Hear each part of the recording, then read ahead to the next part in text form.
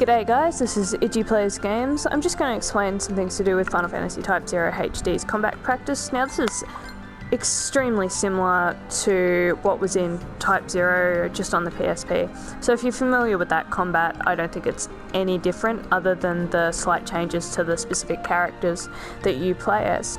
So the combat practice is in the arena, and it's really handy to not use up time before your mission, which is important on your early playthroughs. It's also really helpful because the enemies will always be one level above your starting level, and if you choose to continue on partway through the mission where you've defeated about 10 rounds of enemies, and it says, you know, do you want to continue on or do you want to quit, and, you know, go save, go spend your AP, so on and so forth. It then levels the characters up again, so you can keep going, you can keep gaining experience. I don't know if you're a lower level, you get better experience if you keep going on with this. However, if you're playing as a maxed out character, I can't remember if it's level 99 or 100, it then gives you a challenge and means you have to really hone your skill, which is good for certain parts of one of the versions of the final battle, and I'm not going to get into that because spoilers.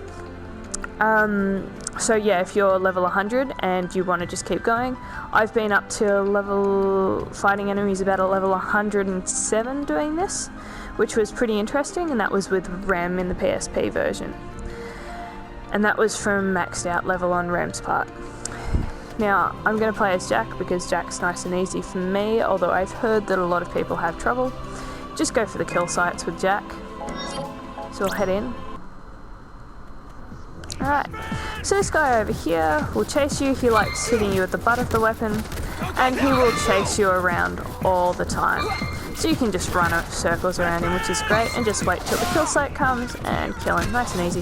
The super soldier's a bit harder. He will run and shoot. He can also dodge up to 3 times, will chase you.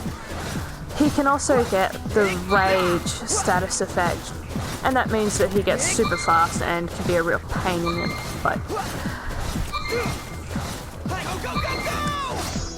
He also has more health HP than the other guys. And this last Imperial Trooper will chase you with whatever sword. Now, where are we? Over here, so we're going to go over this guy.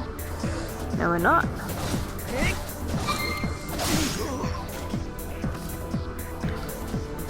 You're not the one we want. And finally, this guy. This guy likes shooting at you or hitting you with the butt of his sword. He's more likely to run away than he is to shoot at you. He'll spawn on the left of the screen to where you enter. Now, this thing also completely restores your health, but it never respawns, even once you get rid of the first lot of the first round.